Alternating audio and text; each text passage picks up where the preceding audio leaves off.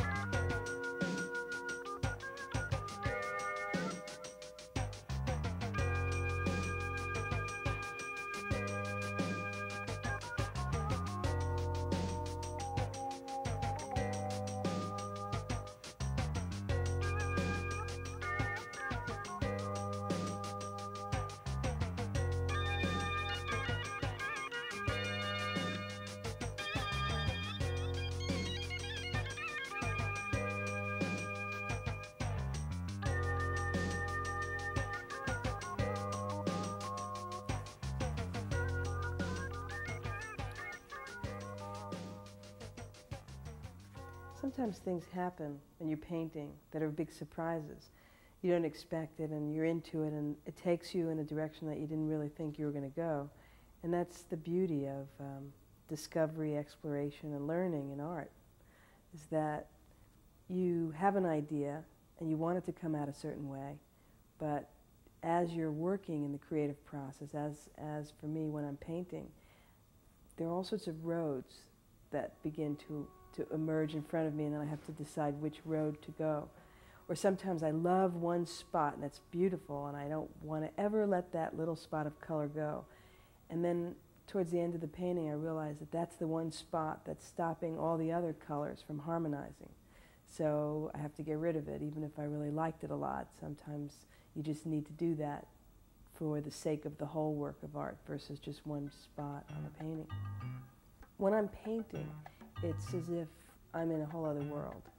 The universe is in and of itself, another place, another time, completely lost in colors and energy and light and motion and all sorts of things that happen that aren't part of the everyday existence of going out in the world. Laurie brings that artist perspective, making art accessible to the community, accessible to the consumer, and helping them know through art and through color a little bit more about themselves. Those everyday parts of life are the things that often inspire me. Walking down the street in Manhattan is always a challenge to the senses. Sounds and visual things that I see, sometimes a little too bizarre, but generally speaking, all of that contributes to what motivates me in the studio. So the urges that I have to put something down on paper or canvas or sculpture is always reflecting my experiences. She just has a great sensitivity to the world of form and color. For many years, I would just love to get into an airplane, not necessarily worried so much about where I would go, is that I love looking down from an airplane and seeing what the colors look like from up above. So a lot of my work for many years was about aerial perspectives, those passageways of colored blocks that you see in different parts of the world. I've always been interested in light and dark and the way white looks against black or shades of gray look against tints of white, so forth. Also in New York City, everything is very gray, so I get all the grays I want to see. And then what I'll do is I'll go into the country so that I can be around green and just experience nature's colors to rejuvenate me at times. Light and color, to me, are synonymous. When you pass a beam of light through a prism, you see the 7 spectrum colors of visible light, Roy G. Biv, or red, orange, yellow, green, blue, indigo, violet. And when you see that light translates into 7 spectrum colors, I see that as saying that we love light, we love to be in the light, we love to go to the beach and sit in sunlight. So if I could translate light by making colors that are as luminous as light itself, then there's a certain effect that I can have on people. And people really tell me that they feel very good around my work. What I look at very often are how things relate to each other. As I mentioned in the flower garden, I would look at the way one color looks next to another color. So I think that when I look at life, I look at how things connect to each other. What is relationship? Everything is in relationship. One color relates to another color. Now I'm interested in colors and forms and shapes and energies and light. Every artist has a different vision of what they would like to create, which is what's so great about everybody doing their own thing. People always say to me, well, you have talent, that's why you're an artist. Well, I don't really believe that it's about talent. I really believe that it's about wanting it, that wanting this kind of life. Because I think that most people have an innate ability to be creators, to be able to make art, as I use that term, making art. And if they do, the more they want it, I think that they develop the skills that they need to become really good at it. Just as a musician needs to practice to get good at what he does or she does. It's the same thing with an artist. You get better and better as you keep doing it. So the more you do, hopefully the better you get, which I think in most cases that's what happens. This was my very first painting. My uncle, the architect, decided that he wanted to buy me my first set of oil paints. So we went out and we got those and a canvas. And I came rushing home and I painted for several hours and so thrilled. I had not a clue of what to do. I had a book, How to Paint, but that didn't seem to help me much. So I just decided to just go for it and mix some turpentine and not really knowing how to use the paints. And this is what came out. And I showed it to my uncle who knew something about art. And he said, that's terrific. Let's have it framed. It's wonderful. So it means a lot to me having this painting because it's the very first one. This is a painting I did 20 years ago. I was in art school in Baltimore. This actually was a self-portrait. And I was beginning to become abstract, but I hadn't really decided to be completely abstract at that point in time. And one teacher that I had, who's now actually quite a famous artist, Robert Moskowitz, looked at this painting and he said, look at those abstract paintings and the background behind you in the painting. And actually that was what prompted me to explore strictly abstract painting. And also when I look at this painting now, 20 years later, I see the strokes and the energy in this painting is very similar to some of my latest works. So I've sort of come full cycle. Also the color is still very reminiscent of the way that I use color now. This is a painting I did around 1986, and I call this the Pole series. I was doing lots of these pole type of paintings at that point in time. But the thing about this painting that was so great is that the City University of New York organized the first abstract show to go to Shanghai, China. And so this went, and 30,000 people turned out in Shanghai, China to see this show. They had never seen abstract art before. This is a painting from about 1980, and this was at the time I was working with aerial perspective and working a lot with the idea of looking down from an airplane and seeing shapes and passages of space in lots of parts of the world. This painting was rather stimulated and inspired by several trips to Spain. This is a technique called stain painting. For many, many years I worked in such a way which is taking acrylic paint in a very dye-like consistency where it's very thin and I just keep layering, like glazing, one coat of paint, letting it dry, and then another, and that brings the paint and the color up to a very luminous level. This is from the Pole series, and it really was the beginning of, I was living in Spain in one summer, and there were these wonderful poles that were the substructure of these tiny little houses on top of mountains in the south of Spain near Granada. And I loved the way the light looked looking through these poles. So I began to do a series of watercolors about these poles, and then eventually did a whole series of paintings. I'm standing in front of my favorite painting, and this painting I chose for the announcement for the show because it was a painting that I worked on over a 2-year period, and it was originally called Firebird. Now it's called Harmonious Convergence. It was called Firebird, and I didn't like the way all that worked. So a year later, after I painted it, I repainted it, and then I really liked the way it worked, and it meant a lot to me because it was resolution of something that I felt was very important. A lot of energy, a lot of movement, a lot of the colors moving together and forces at play, and a lot of sense of earth and air and water. So it culminated in, and light, lots of light and contrast, high contrast. It culminated in a way that I was really happy with. So I created this as the card, the announcement for the show.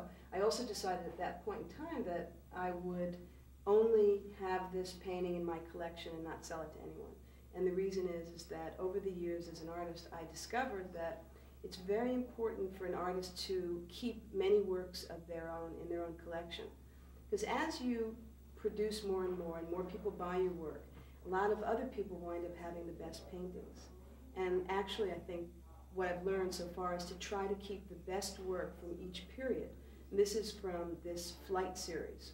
Most artists work in series, and I do as well. That means that I usually have works that look like they're from the same sensation, same genre, so to speak, a period of time that I'm interested in a specific way of working. And that usually lasts for 2 years. So normally that's why I had mentioned that an artist usually shows their work every 2 years. We seem to work in cycles, and the cycles for me are 2 to 3 years. Like I've been working on sculpture now for 1.5 years, and this particular period of works that will be shown in this up-and-coming show are works of one vision that I have of the kinds of things that I want to see, people walking through my work, being able to walk around it.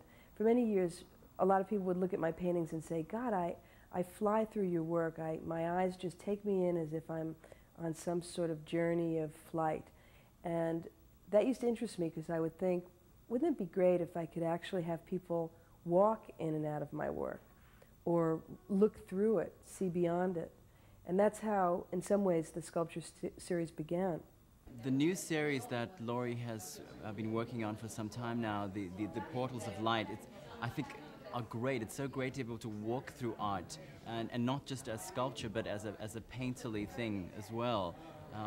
It's a wonderful feeling to be enveloped by it, to walk through it and around it. It also began by me having, wanting to do a 3-dimensional screen. So it was a 5-panel screen, and that was a room divider that belonged to someone, and I saw it at someone's house, and I said, do you want to sell that? And the person said, okay, and they sold it to me, and I painted it white, and then I gessoed it or primed the surface white, and then I made this incredible 3-dimensional painting that people would walk around. And that interested me, so I began doing screens. So I did solid screens, and then I got this idea that it would really be great to see through the screen at the same time as looking at it. So that is how I created these open screens where you see a frame, three-panel frame, each one painted in different coloration, each one relating to each other. But at the same time, you're looking through and you're seeing the rest of the room aside from the painting. So that interests me, is how people see things, how art, sculpture in this case, divides space as well as frames it, and how the other things in the room interact with what we're looking at. Where with painting, we're just looking at that rectangular square, which I'm still obviously interested in because I love doing that as well, but I wanted to go another route, take it one step further and see what would happen with it. I think of painting as magical at times. Sometimes I think of it as something very difficult.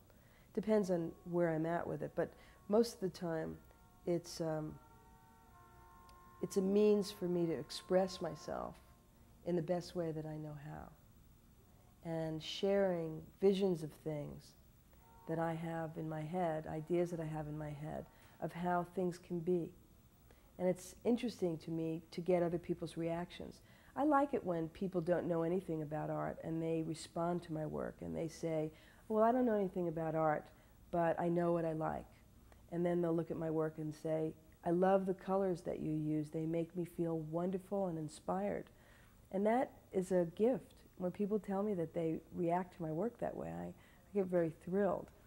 I also am thrilled when people who know something about painting, who've looked at a lot of art, tell me that they like it, because that's also a nice compliment. But again, that's not what drives me to do the work. I want people to like the work, but I have to stress this, that it's really about self-fulfillment, in a sense, of what it is that I need to do, that I want to do, to spend the rest of my life being an artist, is being free.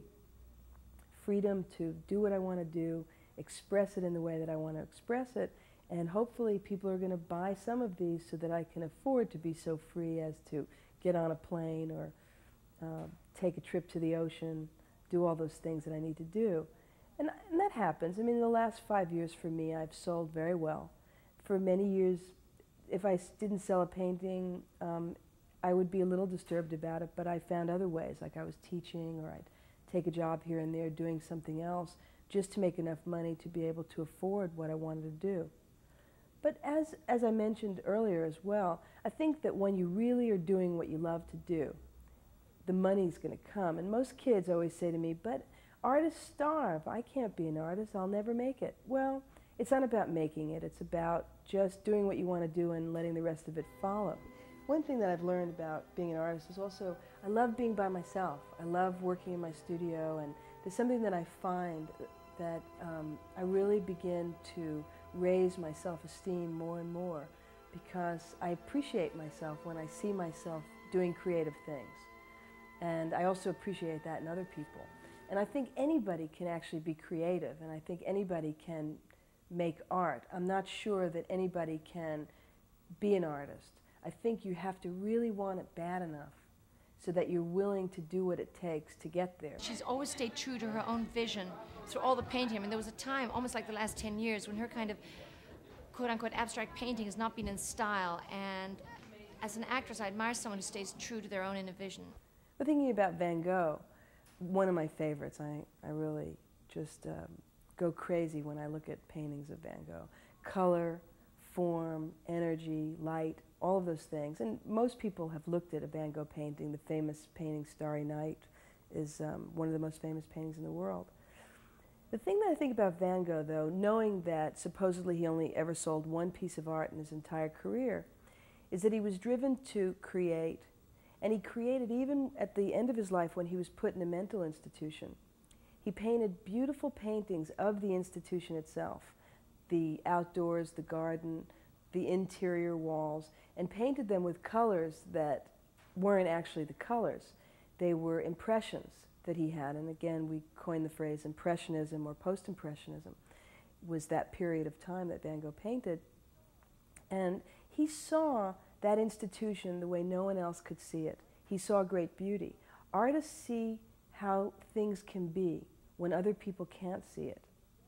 And an example of that is also that in the lifetime of Van Gogh, people didn't appreciate his work. They didn't buy his work. He was driven to do it because he loved it enough to want to do it. Even when he had adversity, poverty, illness, all of those things, he still painted. And yet, how many years later, 100 years later and more, paintings are selling for $52 million, for instance, of Van Gogh's. He never saw that. Yes, a lot of people are getting wealthy off of those paintings, but it's really not about that. It's about the creation itself. It's great that paintings become valuable, but the value is really at the world seeing them. There's an impact that a Van Gogh has on a young child or a very old person. It doesn't really matter what age. The impact is that there's great beauty there. There's something that touches the human spirit that other people just can't do, the way music touches the human spirit. Well, I want to spend my life contributing to that kind of thing, because anything that brings out the best in people, people bring out all of that inside beauty and they put it out there, whether it be through painting or sculpture or writing or dance or whatever media it is, music. That's something extraordinary. That makes those individuals very special, no matter what, whether they sell or they don't sell.